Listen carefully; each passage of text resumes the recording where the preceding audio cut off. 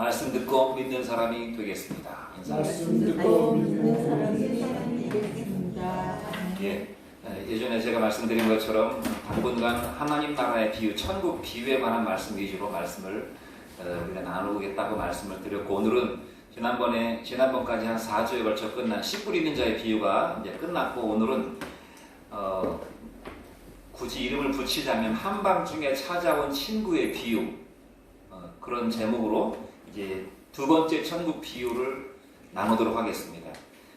비유가 주는 교훈, 또 단순히 교훈을 넘어서서 하나님 나라는 어떤 곳인가, 하나님 나라는 어떻게 역사하고 하나님 나라는 어떻게 통치되는가 하는 그런 차원으로 잘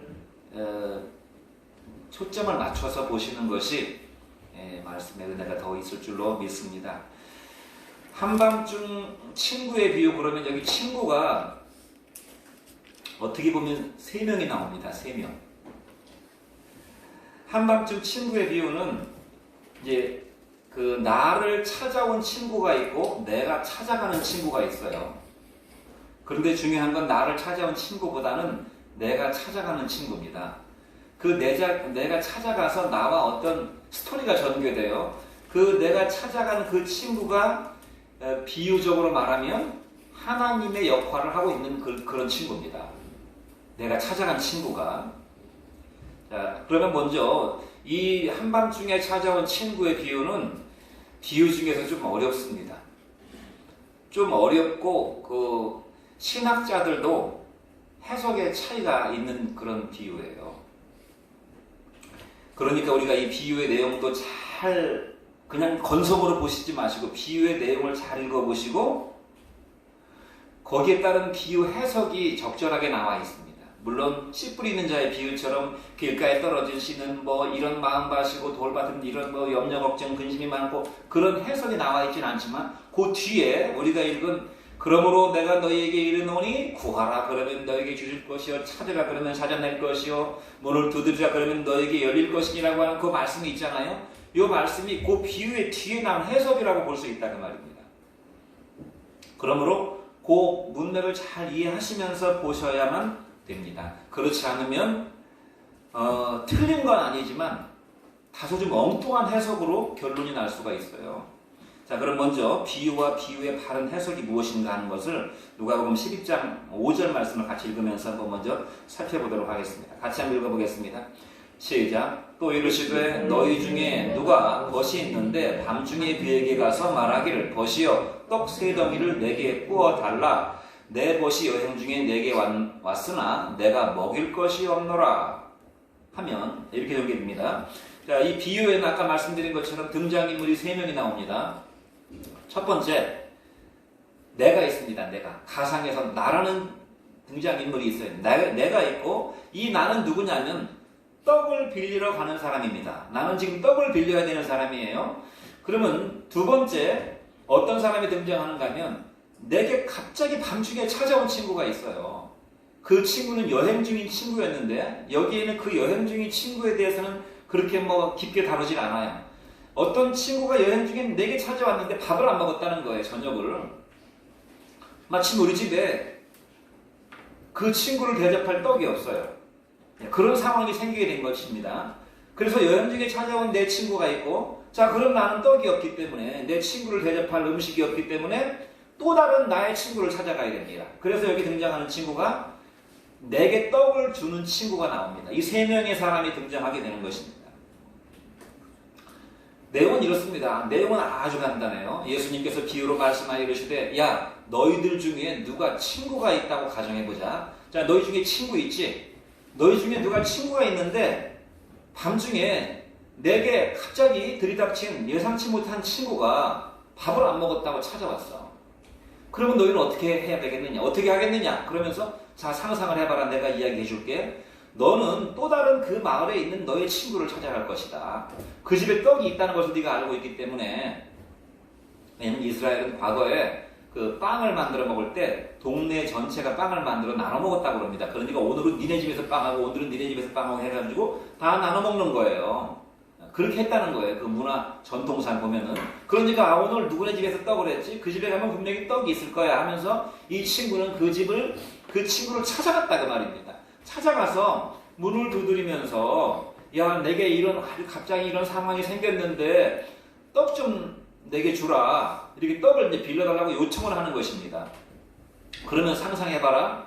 그러면 그 잠을 자고 있는 친구가 야, 지금 깊은 밤 10시가 넘었는데 다 잠자리 깔아놓고 지금 뭐 그 당시에는 방이 뭐 여러 개 있는 방이 아니고 다 대개 방이 한두 칸 있었기 때문에 야, 다 이불 피우고 자식들이랑 지금 아내랑도 자는데 내가 부상을 떨게 되면 전부 잠을 깰 것이 아니냐.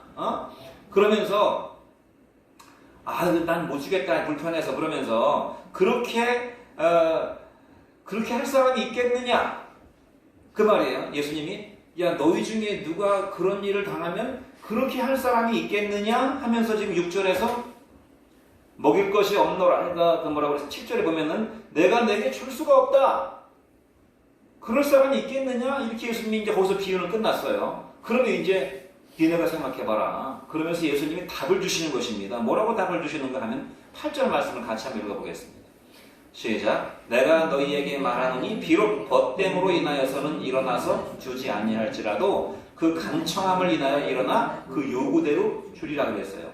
예수님이 결론을 내시는데 너희가 이런 상황을 당했다면은 네가 떡을 빌리러 갔을 때 그 떡을 가지고 있는 친구가 야, 밤이 지금 몇 시인데 와서 이렇게 불편을 끼치느냐?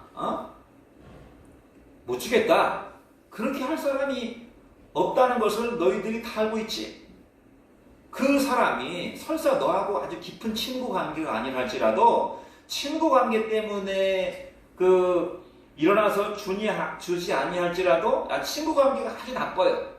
친구 관계가 아주 나빠. 그래서 그것 때문에 안 주는 일이 있을지는 몰라도 그 간청함을 인해서는 줄 것이다 그 말입니다. 그러니까 여기 지금 중요한 단어가 간청이란 말이 나왔어요. 간청하기 때문에 준다는 것입니다.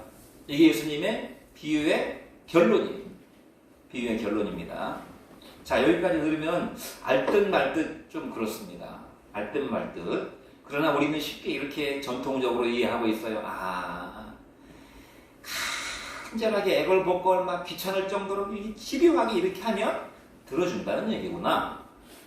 그렇게 해석하면 예수님 말씀의 의도가 제대로 전달이 안 되고 잘못 전달되는 그런 해석이 될 수 있다는 것입니다. 결론적으로 미리 얘기 드리면 우리가 이 비유의 말씀을 이해하기 전에 우리가 기본적으로 알고 있어야 될 지식 한 3가지 정도를 제가 말씀드리겠습니다. 예수님께서 이 비유를 말씀하실 때 이렇게 말씀하셨어요. 또 이러시되 너희 중에 누가 벗이 있는데, 이 너희 중에 누가라고 하는 표현은 예수님이 비유를 말씀하실 때 아니면 어떤 진리를 말씀하실 때 자주 쓰시는 표현입니다.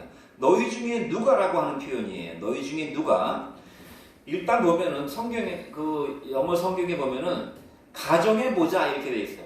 야, 한번 가정을 해봐라. 생각을 한번 해봐라. 이렇게 말씀하시는 것입니다. 너희 중에 누가 할 때 생각 좀 해봐. 그냥 너희들 중에 누가 친구가 있어. 친구가 있는데, 그러면 너희 중에 누가라고 하는 이 말이 너희 중에 누가 친구가 있는데 거기서 딱 끝나면 충분한 해석이 안 되는 거예요. 어디까지 해석이 돼야 되냐면 너희 중에 누가 벗이 있는데 밤중에 갑자기 친구가 찾아와서 내가 대접할 음식이 없어가지고 내가 오늘 떡을 한 그 집 친구한테 떡을 빌리러 갔는데 떡을 빌려달라고 막 이렇게 얘기하니까 그 친구가 지금 밤이 몇 시인데 떡을 달라고 그러는 거야. 나는 못 줘. 그러면서 그렇게 할 그런 친구가 있겠느냐? 그런 말입니다. 그러니까 너희 중에 누가라고 하는 말은 7장 끝까지 다 포함하고 있는 말이에요. 너희 중에 누구라도 그런 친구는 없다는 것입니다. 그러면 너희 중에 누가? 예수님이 이렇게 지금 물어봤잖아요. 이런 예수님의 표현이 의도하고 있는 대답은 무엇입니까? 그 말을 듣는 사람들이 아무리 못된 사람이라도 그럴 사람은 없죠. 사람이 돼가지고 어떻게 그렇게 귀찮다고 떡을 안 주겠습니까? 아무리 친구 관계가 안 좋다고 하더라도 그런 대답을 유도하고 있는 거예요 지금. 그러니까 또 전체적인 이야기를 하자면 그런 일은 상상할 수 없죠. 사람 사는 세상에서 어떻게 그런 일이 있을 수가 있습니까? 그런 얘기를 하고 있는 것입니다. 그런 비슷한 이런 예수님의 표현이 누가복음 12장 25절도 나오는데 거기도 같이 한번 읽어보겠습니다. 누가복음 12장 25절. 12장 25절에 보면은 그런 말씀이 있어요. 너희 중에 누가 염려함으로 그 키를 한 자나 더 자라게 할 수 있느냐, 그런 말씀이 있습니다. 너희 중에 누가 염려함으로써 그 키를 한 자나 더 자라게 할 수 있느냐, 이게 너희 중에 누가라는 표현을 또 썼죠. 그러면 그 말을 듣고 있는 교인들, 청중들은 어떤 반응을 보이겠습니까? 그렇죠, 당연하죠. 염려한다고 키가 한 자 자랄 사람이 어디 있겠습니까? 상상할 수 없는 일입니다. 아무도 그런 일을 경험할 수 없습니다. 아무도 그런 일도 기대하지 않겠죠. 염려한다고 키가 자란다면 염려 안 할 사람이 어디 있겠습니까? 우리 누가는 무슨 걱정이 있겠습니까? 아무도 그런 일이 일어날 거라고 기대 안 한다 그 말입니다. 이것도 마찬가지. 너희 중에 누가 이렇게 말씀했을 때 아무도 그렇게 떡을 거절할 사람은 없죠. 그런 일은 우리 동네에서는 일어날 수 없는 일입니다. 예, 그런 지금 전체적인 뉘앙스를 가지고 있어야 된다 그 말입니다.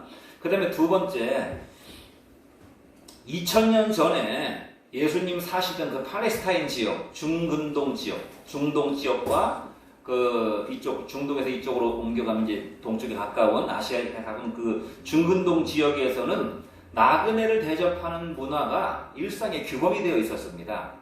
나그네를 대접하고 손님을 대접하는 문화가. 그러니까 오늘 우리 시각으로 2020년을 살아가는 우리 시각으로 이 본문을 읽으면 손님이라는 말 자체가 요즘에는 굉장히 좀 잘 안 쓰는 말입니다. 야, 우리 집에 손님 오셨어. 그런 말 잘 안 씁니다. 왜냐면 찾아가지고 잘 안 와요. 민폐를 끼친다고 생각하기 때문에. 나그네란 말은 뭐 옛날 문학 서적이나 나오는 책이, 요즘에 나그네란 말을 누가 씁니까? 손님, 나그네, 대접 이런 말은 굉장히 생소한 말이 되어가고 심지어는 이해를 잘 못하는, 이 내용을 잘 이해를 못할 수도 있을 만큼 이 본문 내용이 되게 이질적이에요. 그냥 가만히 생각하면, 내가 친구가 전화가 와가지고 밤에 찾아왔는데 밥을 안 먹었다고 그러니까 그럼 나가서 24시간 그 영업한 데 가서 사 먹으면 되잖아. 번거롭게 그냥 집안을 깨고 음식을 빌리러 다니고 할 필요가 뭐가 있겠어요. 그러니까 이해가 안 되는 것이죠.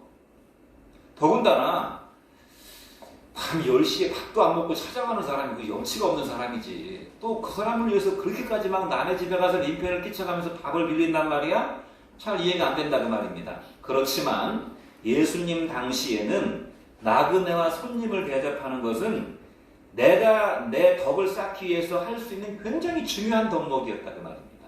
그리고 그것은 나 개인의 덕을 넘어서서 내가 속한 공동체, 내가 살고 있는 마을, 내가 사는 동네 전체에 규범이고 명예가 걸린 일이었다는 것입니다. 이것이 이제 신학자들이 그 당시 중근동 문화를 연구해서 밝혀낸 이야기예요. 그러니까 그 당시로서는 충분히 이해가 되고 예수님의 말씀을 듣고 있는 사람들이 당연하지요. 예수님 그럴 사람 없지요. 손님 대접하는 게 얼마나 귀한 일이고 복된 일인데 자기 좀 귀찮다고 그걸 거절하겠습니까? 당연한 대답을 할 것이라고 예수님이 의도하고 말씀하셨다는 것입니다. 자, 우리가 이 나그네 대접에 대해서 이해할 수 있는 그 구약 성경의 구절이 하나 있는데, 아브라함이 자기 집 앞에서 이렇게 탁 집 앞에서 이렇게 이제 말하자면 명상을 하고 있었는지 기도를 하고 있었는지 그냥 넋놓고 있었는지는 모르지만 나그네가 지나가는 걸 보게 되잖아요. 3명의 나그네가 지나가는데 그 나그네를 자기하고 관계도 없는 나그네인데 나그네를 자기 집으로 막 모셔다가 야 빨리 송아지 잡아라 뭐 잡아라 빨리 음식 해가지고 막 집을 야단 법석을 만들어가지고 나그네를 대접하는 내용이 나오죠. 그것도 이해가 안 되는 일이죠. 내가 알지도 못하는 사람인데 막 나그네 지나간다고 소를 잡고 막 음식을 준비하고 하는 일들은 굉장히 생소한 일인데 고대 사회에서는 나그네를 대접하는 일은 굉장히 중요한 덕이었다 그 말입니다. 아마도 하나님이 복을 주시는 중요한 축복의 빌미라고 생각을 했는지 모르겠어요. 또 실제로 하나님은 성경에 나그네를 잘 대접하라는 말씀도 있어요. 너희가 애굽에서 나그네 되었던 적을 기억하고 나그네를 잘 대접하라고 말씀한 내용도 있죠. 그러므로 이 본문 내용에 그 큰 말하자면 결론은 뭐냐면 1차적인 결론은 이렇게 만약에 나그네를 이런 식으로 대접하는 사람이 있다면 그 나그네가 찾아온 그 집 주인뿐만 아니라 그 떡을 빌리러 갔는데 떡을 빌려주지 않은 사람과 그 마을 전체에 이건 큰 수치라는 것입니다. 큰 수치라는 것이 이 마을 전체 불명예의 일이기 때문에 아무도 그럴 사람이 없다라고 예수님이 일단 결론을 지어놓는 것이. 그리고 이제 그 다음부터 하나님에 관한 말씀을 하고 있는 것입니다. 그래서 그 다음부터 이제 그러므로 내가 너희에게 이르노니 구하라, 이 기도에 관한 이야기를 하고 있는 것이에요. 세 번째죠. 이게 가장 중요한 우리가 알아야 될 지식인데, 그 친구가 떡을 마음속으로는 귀찮은 생각이 훅 들을 수 있잖아요. 인간이니까. 귀찮은 생각이 들고 나하고 그렇게 친한 친구도 아닌데 그런 생각이 들 수 있어요. 그런 걸 생각하면 못 주지만, 그러나 간청하기 때문에 줄 수밖에 없었다는 얘기를 하고 있잖아요. 그럼 이제 가장 핵심적인 단어는 그 간청함이라는 단어라고 말입니다. 간청함이라는 단어. 이 간청함이라는 단어가 원래 말로 쓰여진 헬라어 원문에는 아데나이안이라고 써 있어요. 아데나이안이란 말이 핵심 단어예요. 이 아데나이안 때문에 줬다는 것입니다. 그래서 이 아데나이안이라는 해석, 간청함이라는 해석을 우리 오늘 개혁성경에도 간청이라는 말로 이렇게 말하자면 우리말로 번역을 해놨는데, 이것이 좀 논란이 있는 거예요. 신학자들 사이에. 이게 웬 간청함이라는 말로 그냥 이렇게 얘기하면 뭔가 앞뒤 문맥이 잘 맞지 않는다는 것입니다.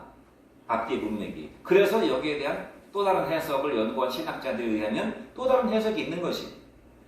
이 간청함이라는 말을 찾아보니까 고대 유대인들이, 헬라인들이 이 말을 여러 가지 용도로 썼는데, 대담함이라는 용도로 쓴 그런 그 기록도 있다고 그래요. 어데서티라고 그래요. 대담함. 얘가 좀 간이 크네. 그러니까 막 10시에 남의 집에 찾아가서 막 문을 두드리면서 밥을 달라고 하는 좀 간 큰 사람이 하는 짓이 아닌가. 그렇게 해석할 수도 있겠죠. 두 번째 뜻은 집요함이라는 뜻이 있다. 끈질김, 끈덕짐, 그런 뜻이 있다고 합니다. 그러니까 이제 끈덕짐, 끈질김, 이 집요함이라는 그런 해석을 우리 개혁성경에는 차용을 한 거예요. 그것을 가져와가지고 간청함, 계속 줄 때까지 그냥 계속 괴롭히는 거지, 문을 두드리면서. 세 번째 해석은 뭐냐면 수치를 면한다. shamelessness, 그런 뜻이 있다는 거예요. shameless, 수치를 면하고 부끄러움을 피한다, 그런 뜻이 있다는 것이에요. 그런데 대담함이라는 뜻은 별로 이렇게 학자들이 그 뜻을 차용하지 않고, 두 번째 집요함이라는 해석으로 해석을 하는 거예요. 그래서 이 친구가 나하고 별로 친한 친구도 아니고 밤이 돼가지고 신뢰를 무릅쓰고 하는 일이지만 계속 문을 두드리면서 달라고 그러면 준다는 것이에요. 그렇게 해석을 했다 그 말입니다. 그래서 결론은 어떻게 됩니까? 그러면 아마도 거의 대부분의 교도, 저도 어렸을 적에, 저도 예전에 신앙생활할 때 그렇게 이 말씀의 의미를 이해했어요. 설교하시는 분들이 다 하나님께 간절히 끈질기게 기도하면 응답 주신다. 그런데 이런 해석은 좀 부적절하다 그 말입니다. 왜 부적절하냐면 이 본문 내용에 보면은 친구가 떡을 한 친구 집을 찾아가서 끈질기게 막 문을 두드렸다는 내용이 없다 그 말입니다. 성경에. 자, 읽어보세요. 너희 중에 밤중에 그에게 가서 말하기를 더시어 떡 3덩이를 내게 구워달라.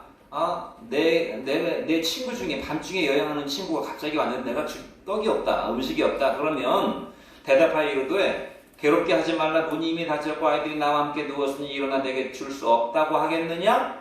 그렇게 안 한다는 것이잖아요. 그렇게 안 하기 때문에 문을 계속 두드리면서 안 준다는 거, 끝까지 달라고 막 떼써서 다 받아낼 이유가 없다는 것입니다. 그러니까 이 사람도 분명히 문을만 계속 두드려가지고 억지로 받아내지 않았다는 거예요. 그러니까 그 집요한 감청으로 인해서 떡을 줄 것이라고 해석하는 것은 문맥상 맞지 않는다는 말입니다. 두 번째는요, 더 넓게 보면은 이 앞에 보면은 우리가 주기도문을 읽었습니다.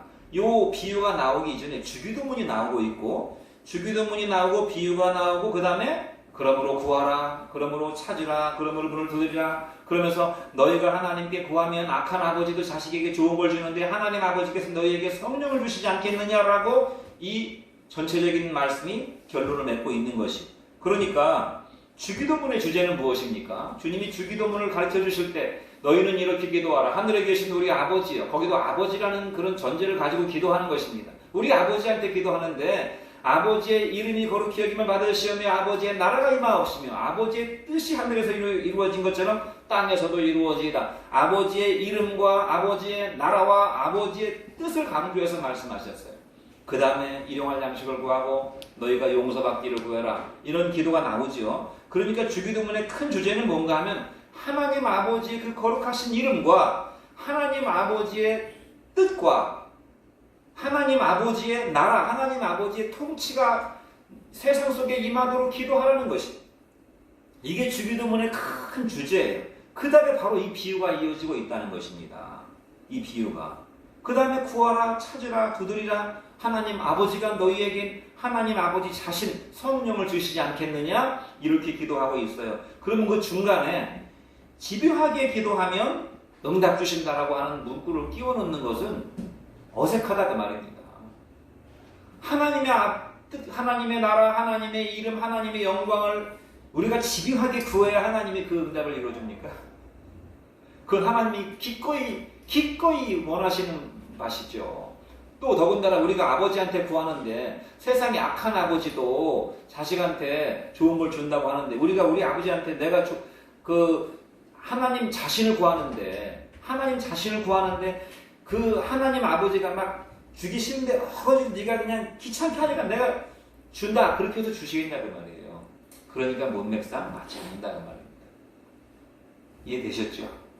그러니까 이 비유의 결론은 끈질기게 기도하면 응답 주신다로 해석하면 엉뚱한 해석이 된다는 말입니다. 적어도 이 문맥에서는 이 예수님이 오늘 우리에게 한밤중에 찾아온 친구의 비유에서 말씀하시려고 하는 이 비유의 주제와 이 설교 말씀의 핵심 주제는 끈질긴 기도는 응답을 받아낸다가 아니라 그 말입니다. 그러니까 그렇게 해석하면 엉뚱한 해석이 된다 그 말이에요.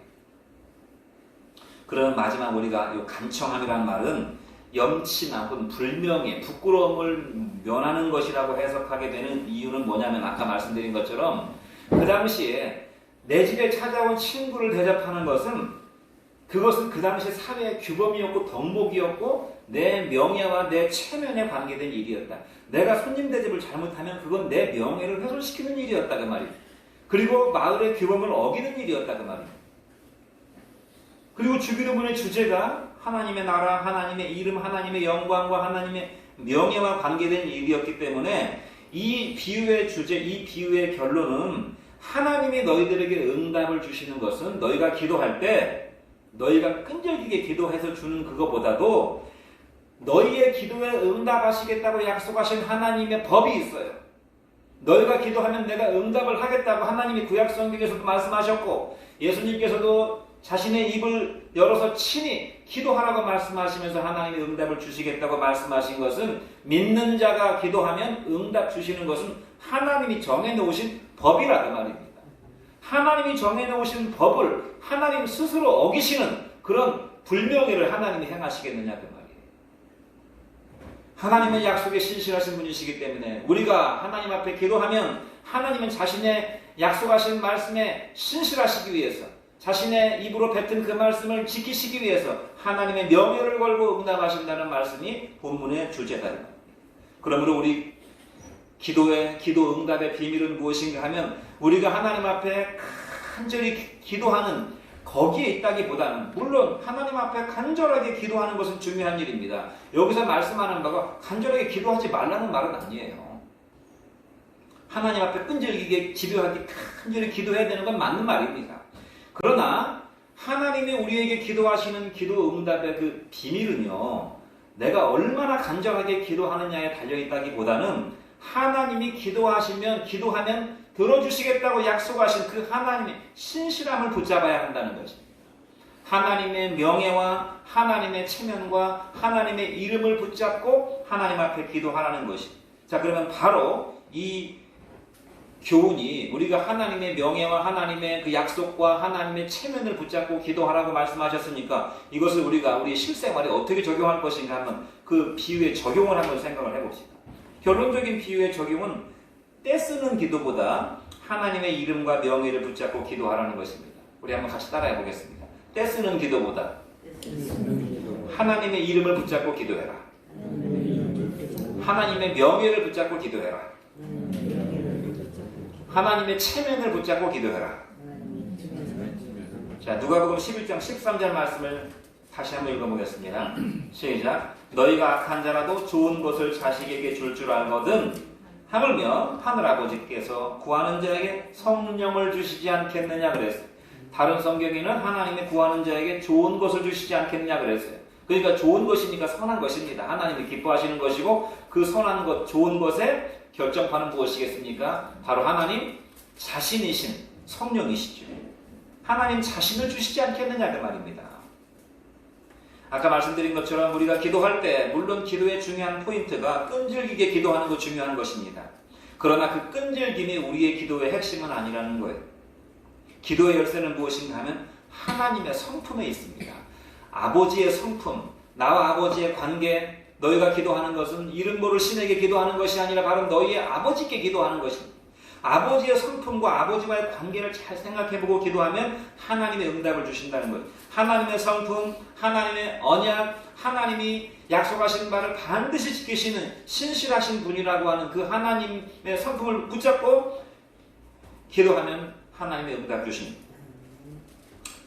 하나님은 사람에게 선을 베푸시는 규범을 스스로 만들어 놓으셨어요. 사람이 하나님에게 구하면, 사람이 하나님을 원하면 하나님은 기꺼이 만물의 찌꺼기 같고 먼지와 같고 티끌 같고 야곱의 표현대로 말하자면 지렁이 같은 지렁이 새끼에 불과한 그런 하잘 것이 없는 인간에게 하나님은 응답을 주시고 하나님은 선을 주시고 좋은 것을 주시기를 기뻐하시는 법을 스스로 만들어 놓으셨다 그 말입니다. 그러므로 하나님이 우리에게 응답하시는 것은 하나님 스스로 만들어 놓으신 그 하나님의 법에 대한 하나님의 명예, 하나님의 체면이 걸린 문제라.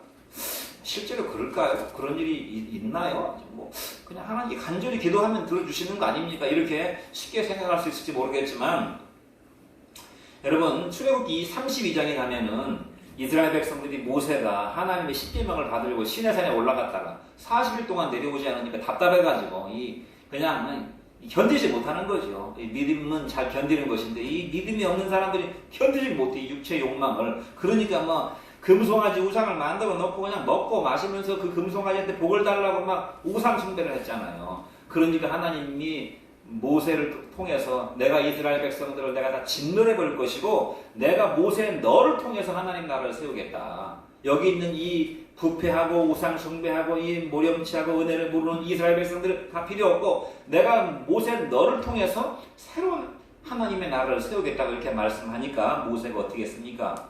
모세가 하나님 앞에 중보기도 하잖아요. 하나님 중보기도 하는 내용이 이렇습니다. 하나님 그 어린 양의 피를 뿌리고 10가지 재앙을 이루시고 홍해 바다를 건너셔서 바다가 갈라지는 기적을 베푸셔서 여기까지 인도해 놓으신 다음에 이 이스라엘 백성들이 하나님 말씀을 어겼다고 이들을 다 이 광야에서 진멸해버린다면 이방 나라들이 얼마나 하나님을 조롱하겠습니까? 얼마나 하나님을 우습게 보겠습니까?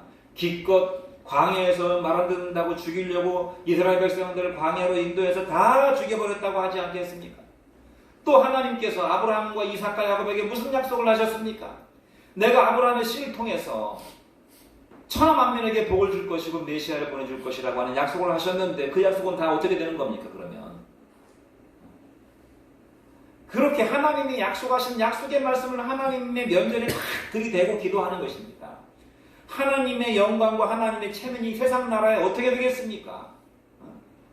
말하자면 지 자식 죽일 꼴인데 그런 식으로 모세가 하나님께 막 간절히 중보기도 했다는 말입니다. 그러니까 하나님이 하나님의 영광과 자기가 자기 입으로 뱉은 말씀을 언약의 말씀을 생각하셔서 그 약속을 철회했다는 것입니다.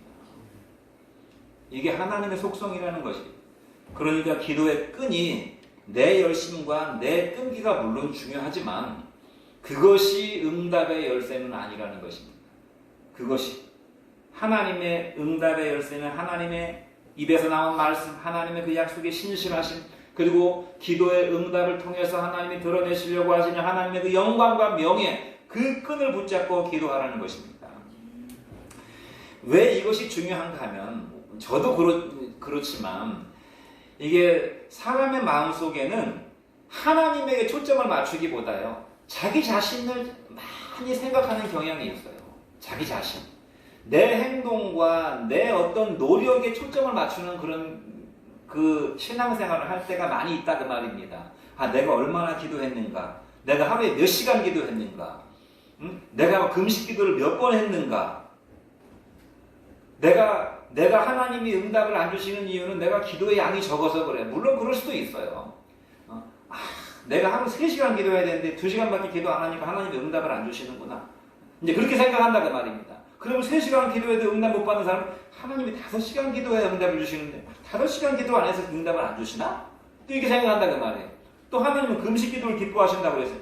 내가 금식 기도를 안 해서 하나님이 응답을 안 주시나? 이렇게 기도의 응답의 여부를 자기 자신의 행동에 초점을 맞춰 생각한다는 것입니다. 이게 바로 율법주의예요. 율법주의로 흐를 수 있다 그 말입니다. 그리고 응답이 되면 어떻게 됩니까? 내가 이렇게 기도를 간절히 하니까 하나님이 그거에 대한 보상으로 응답을 주셨어. 이것이 말하면 불교 신자들이 그냥 지성을 드리고 공덕을 쌓고 삼천배를 하고 막 이렇게 뭡니까 삼보 일배하고 막 이런 식으로 내가 막 그렇게 하니까 하늘이 감동해서 복을 주셨어. 이런 거하고 별반 다르지 않다 그 말이에요. 이런 거하고. 그렇게 하는 대신에 우리가 어떻게 해야 된다고요? 하나님의 말씀과 하나님의 성품과 하나님의 영광과 명예를 구하는 그런 의도를 가지고 기도를 하라고 주님이 지금 이 비유를 말씀하신 거예요. 이 비유. 하나님의 약속의 핵심은 그럼 무엇입니까? 우리가 그럼 뭘 붙잡고 기도하란 말입니까? 그건 성경에 구구절절히 나와 있는데 크게 2가지 말씀만 기억하면 됩니다. 뭔가 하면 요한복음 3장 16절 말씀을 우리 한번 같이 외워보겠습니다. 시작. 하나님이 세상을 이처럼 사랑하사 독생자를 주셨으니 이는 저를 믿는 자마다 멸망치 않고 영생을 얻게 하려 하심이니라 그랬어요. 하나님이 세상을 이처럼 사랑하셔서 독생자를 주셨어요. 자기의 가장 소중한 것. 하나님이 나를 사랑하시기 때문에 하나님에게 가장 소중하신 독생자를 주시는 하나님이라고 하는, 나에게 그렇게 귀한 것을 주시기를 기뻐하시는 하나님이라고 하는 사실을 붙잡아야 된다 그 말이에요. 2번째는 오늘 우리가 읽은 말씀의 결론. 하나님이 하늘 아버지께서 구하는 자에게 뭘 주시지 않겠느냐? 성령을 주시지 않겠느냐? 가장 좋은 것을 주시지 않겠느냐라고 하신 하나님의 약속이 있어요. 우리가 기도할 때 이런 약속의 말씀을 항상 붙잡고 기도해야 됩니다. 그러면 100% 하나님은 저와 여러분에게 선한 것을 주신다 그 말이에요. 선한 것을 주시고 내가 원하고 내가 기도한 것보다 더 깊은 응답을 주신다는 것입니다. 이게 중요해요. 우리는 내가 구하는 것이 정말 선한 결과를 가져올지 아니면 악한 결과를 가져올지 모르고 당장 내가 원하는 것을 구합니다. 하나님 돈 좀 더 많이 주세요. 하나님 성공하게 해주세요. 하나님 복받게 해주세요. 일이 잘 풀리게 해주세요. 우리는 당장 내가 지금 당장 필요한 것을 중심으로 기도한다 그 말입니다. 그런데 그것이 정말 선한 것이 될지는 두고 봐야 할 일이에요. 그런데 적어도 우리가 물론 하나님 앞에 건강도 구하고 돈도 구하고 명예도 구하고 하는 거 다 구하는 거 중요한데, 내가 그런 것들을 구할 때 하나님은 그것보다도 그것에 플러스 하나님은 더 크게 선한 열매로 주시기를 원하신다는 것입니다. 그러니까 우리가 하나님 앞에 내 자식 잘 되게 해주세요, 뭐가 잘 되게 해주세요 기도할지라도 그것이 설사 내 뜻대로 안 이루어졌다 할지라도 뭐야 하나님은 뭐 기도해봤자 안 들어주시네, 그렇게 낙담하거나 그렇게 그 섣부른 판단을 하는 것은 어리석은 짓이라는 것입니다. 하나님은 선한 것을 주시지 않겠냐 그랬잖아요. 하나님은 결국 선한 것을 주신다는 것입니다. 좋은 것을 주신다는 거예요. 그리고 내가 생각한 것보다 훨씬 깊은 응답을 주신다는 것입니다. 그냥 한번 먹고 말 응답을 주시는 것이 아니고 영생하도록 얻을 수 있는 귀한 것을 주신다는 것입니다. 그러므로 우리가 어떻게 하라고요? 그러므로 우리가 내가 얼마나 기도했느냐, 내가 뭐 기도도 평상시 열심히 안 했는데 하나님의 응답을 주시겠어? 그래서 오히려 기도를 또 안 해요. 안 하던 기도인데 갑자기 한다고 뭐 하나님 주시겠어? 염치가 있지. 그러면서 기도를 오히려 내가 평상시 기도를 안 하는 사람이기 때문에 뭐 해봐야 안 주실 거야 이러면서 안 한다 그 말이에요. 그렇게 하면 안 된다는 것입니다. 하나님은 자식에게 좋은 것을 주시기를 기뻐하시는, 그래서 그 하나님을 바라보고 keep praying, 계속 기도해야 된다. 지금부터라도 기도해야 된다는 말이에요. 계속 기도를 해야 된다는 것이 하나님 앞에. 민수기 23장 19절 말씀을 같이 한번 읽어보겠습니다. 거기 뭐라고 말씀하셨나요? 민수기 구약성경, 자 같이 읽어보겠습니다. 하나님은 사람이 아니시니 거짓말을 하지 않으시고 인생이 아니시니 후회가 없으시도다. 어찌 그 말씀하신 말을 행하지 않으시며 하신 말씀을 실행하지 않으시랴 그랬어요. 하나님께서 뭐라고 말씀하셨습니까? 하나님은 사람이 아니시기 때문에 거짓말을 하지 않는다고 그랬어요. 하나님은 인생이 아니시기 때문에 후회가 없다고 그랬어요. 그러니까 하나님이 베푸신 말씀은 100% 하나님이 신실하게 이루신다는 것입니다. 사람처럼 변덕스럽지 않다는 말이에요. 옛날에 고대 이방인들이나 이 우상 숭배하는 사람들은요, 신을 굉장히 변덕스러운 존재로 생각했습니다. 자기들이 믿는 신이 굉장히 변덕스러운 존재이기 때문에 신의 기분을 맞춰드려야만 신이 좋은 걸 준다고 생각했어요. 그래서 막 신이 지금 막 심술을 부려요. 그러면 막 신에게 막 제사를 드리는 거예요. 막 좋은 음식 차려놓고 하나님, 네 신이시여 이 맛있는 음식 드시고서 우리에게 복을 주세요. 심지어 막 사람을 잡아 바쳐요. 내 가장 귀한 내 딸을 바치니까 이거 받으시고 하나님 기분 푸세요. 하나님은 그런 하나님이 아니라 그 말이에요. 맛있는 거 해주면 좋다 그러고 정성이 부족하면 화내고 그런 하나님이 아니라 그 말이에요. 하나님을 그렇게 믿으면 안 된다 그 말이에요. 하나님은 사람이 아니시니 거짓말을 하지 아니하시고 인생이 아니시니 하신 것에 대해서 후회가 없다. 그러므로 우리가 또 한 가지 기억할 말씀이 무엇입니까? 주 예수를 믿으라. 그리하면 너와 내 집이 구원을 받으리라 그랬잖아요. 우리가 하나님 앞에 가정 구원을 위해서 기도할 끈이 있어요. 하나님 분명히 말씀하시지 않으셨습니까? 주 예수를 믿으면 나뿐 아니라 내 집이 구원을 받는다고 했으니까 내가 그 약속의 말씀을 믿고 내 가정을 위해서, 내 남편을 위해서, 내 자식을 위해서 계속 하나님이 약속하셨으니까 약속을 붙잡고 기도하겠습니다. 응답을 주실 줄로 믿습니다. 그렇게 기도해야 된다는 것입니다. 왜냐하면 하나님 분명히 그렇게 말씀하셨어요. 주 예수를 믿으면 너와 내 집이 구원을 받는다고 하나님이 말씀하셨으니까 하나님은 나를 통해서 우리 가정을 구원하시려고 하는 계획을 가지시고 기도하라고 말씀하셨구나. 그럼 우리가 할 일은 그 약속의 말씀을 붙잡고 기도하는 것이죠. 기도의 최종적인 목적은 무엇입니까? 하나님과의 친밀한 관계입니다. 하나님은 왜 기도하라고 말씀하셨나? 기도를 통해서 우리와 깊은 관계를 맺으시는 것입니다. 기도하는 내용은 무엇입니까? 우리 인생의 복잡하다는 문제들이에요. 하나님과 나 사이에 얽힌 일들이 많다 그 말입니다. 하나님은 나와 하나님 사이에 많은 일들이 얽혀있기를 기뻐하셔요. 우리가 하나님과 우리 인생을 서로 얽게 만들어가지고 하나님과 내가 그 일 때문에라도 뛸래야 뛸 수가 없는 관계로 돌입하기를 원하신다. 그래서 기도하라고 말씀하신 것입니다. 우리가 기도하는 일들은 다 우리 인생의 복잡한 문제들이에요. 내가 아니면 해결할 수 없는, 내가 아니면 누가 대신 해결해 줄 수 없는 그런 문제들이자 그 말입니다. 내 문제이기 때문에 하나님 앞에 이 기도의 제목을 가지고 나와 하나님이 서로 얽혀서 깊은 관계를 맺게 되는 것입니다. 부부관계도 마찬가지예요. 부부지간에 서로 일이 얽혀 있어야 됩니다. 너는 너대로, 나는 나대로 따로따로 행하면 부부관계가 깊어질 수가 없어요. 우리가 한번 부부관계를 생각해 보세요. 결혼하게 됨으로써 얼마나 많은 인생에 서로 얽히게 되었습니까?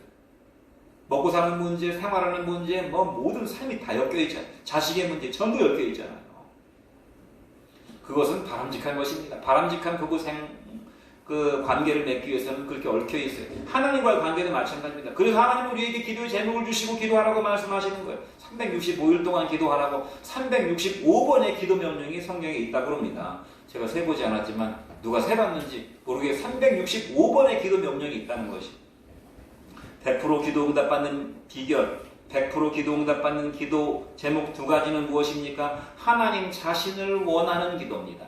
하나님은 하나님 자신을 원하는 사람에게 자신을 주시기를 기뻐하시는 하나님이시라는 이 사실. 그러므로 하나님을 원하면 하나님은 100% 응답을 주십니다. 두 번째는 영혼 구원을 위한 기도입니다. 영혼 구원을 위해서 하나님 앞에 간절히 기도하면 하나님이 그 응답을 이루어 주신다. 왜냐하면 이것은 정욕으로 구하는 기도가 아니기 때문에. 대부분의 사람들이 기도 응답을 받지 못하는 이유는 야고보 사도가 말한 것처럼 4장 2절 말씀을 같이 한번 읽어보겠습니다. 시작. 너희는 욕심을 내어도 얻지 못하여 살인하며 시기하여도 능히 취하지 못함으로 다투고 싸우는도다. 너희가 얻지 못하면 구하지 아니하기 때문이요 구하여도 얻지 못하면 정욕으로 쓰려고 잘못 구하기 때문이라고 말씀했어요. 일단 하나님 앞에 응답을 받지 못하는 것은 기도를 하지 않기 때문이고, 기도를 하는데도 응답이 없는 것은 정욕으로 쓰려고 잘못 구하기 때문이라고 말씀했습니다. 그러면 우리가 일단 기도를 해야 될 것이고, 기도할 때 하나님 앞에 응답받는 100% 응답받는 것은 정욕을 위한 기도는 응답받기가 어렵고, 그런 사람도 있다고 하더라고요. 또 그냥 정욕으로 그냥 달라고 계속 정욕으로 하면 하나님이 그래 그럼 한번 네 맛 좀 봐라면서 준다는 거예요. 네가 구하는 대로 한번 네 소원대로 한번 해봐 그러면서 응답 주신다는 것입니다. 그러니까 신앙생활 엉뚱하게 하고 뭐 우상 숭배하는 사람도 소원을 들어주잖아요. 자기가 원하는 것이 이루어지잖아요. 하나님이 허락하시잖아요. 그렇게 그럼 네 그렇게 달라고 그러니까 한번 줄 테니까 한번 써봐 그러면. 그러니까 잘못 구하는 그런 기도가 아니면 하나님은 응답을 주시는데, 우리가 잘못 구하지 않을 수 있는 100% 깨끗한 기도는 하나님 자신을 원하는 기도와 그 다음에 영혼 구원을 위한 기도는 100% 응답된다는 사실입니다. 문제는 그러니까 무엇이에요? 우리의 순수함이 하나님의 나라와 하나님의 영광과 하나님의 이름을 위한 그런 마음을 가지고 하나님 자신을 원하는 기도를 드리는 것과 간절함입니다. 영혼 구원에 대한 간절한 소원을 가지고 내 가족을 위해서 기도하는 것이 중요하다 그러면 여기서는 간절함이 아무 문제가 없어요. 끈질기게 기도해야 됩니다. 내 가족의 운명을 한번 생각해 보세요. 내 가족의 운명을 한번 생각해 보시다. 내 가족의 운명이 언젠가 하나님의 심판대 앞에 서게 될 날이 오게 될 것입니다. 하나님의 심판대 앞에 섰을 때 하나님 우편에 서 있는 사람들은 전부 천국으로 들어가는 그런 축복을 받게 될 것이지만, 하나님의 왼편에 있는 사람들은 불과 유황으로 영원히 타게 될 지옥으로 떨어질 그 순간이 다가오게 된다는 것입니다.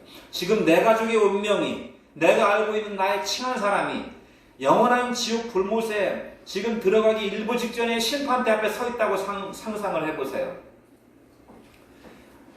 나와 그 사람이 함께 누렸던 부귀영화가 무슨 소용이 있을 것이며, 우리가 조마조마하면서 항상 근심하고 염려 걱정하던 그러한 일들이 이 불과 유황으로 영원히 타는 지옥 불못 앞에서 무슨 문제가 되겠습니까? 그것들은 다 무의미한 것이고 먼지와 같은 것에 불과할 뿐입니다. 그러므로 우리가 무엇을 해야 되겠습니까? 진정 우리가 뭘 해야 되는가? 어떤 심정을 가지고 하나님 앞에 기도해야 되는가 하는 것입니다.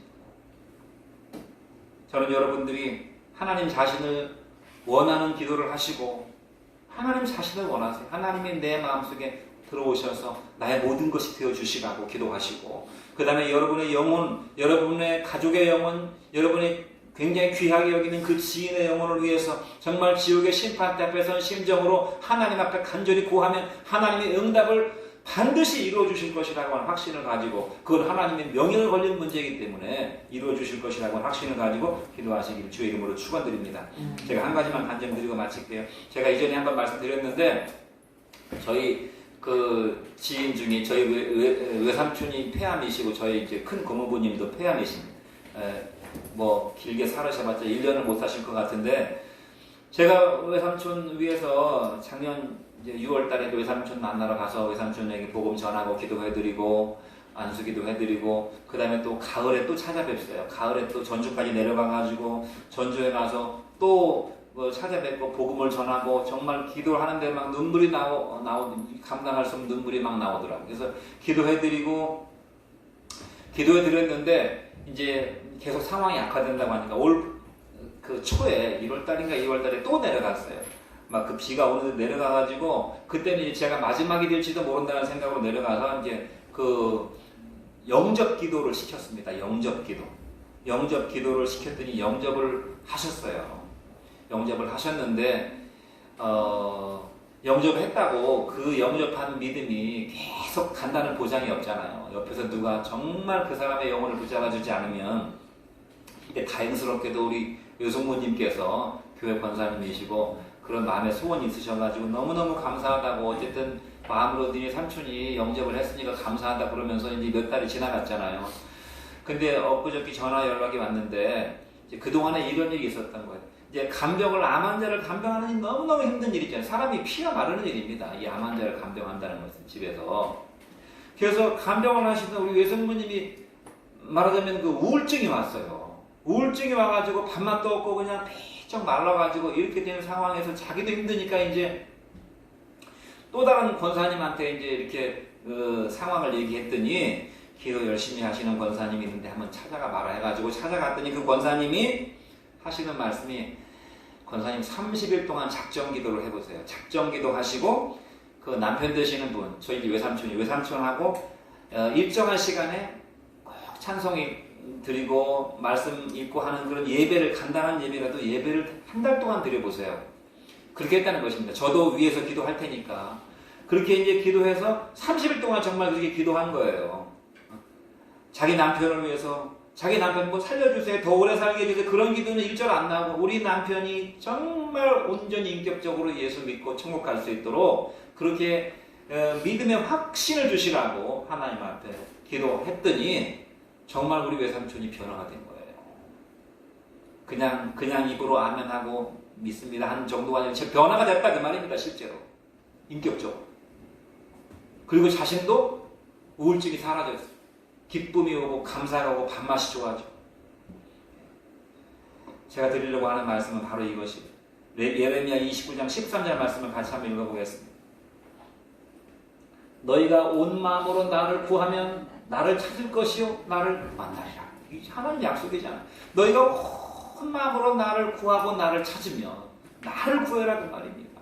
나를 구하고 나를 찾으면 내가 만나줄 것이다 그 말이에요. 이게 기도의 포인트예요. 오늘 말씀의 주제도 그거 아닙니까? 마지막 13절 읽고 마치겠습니다.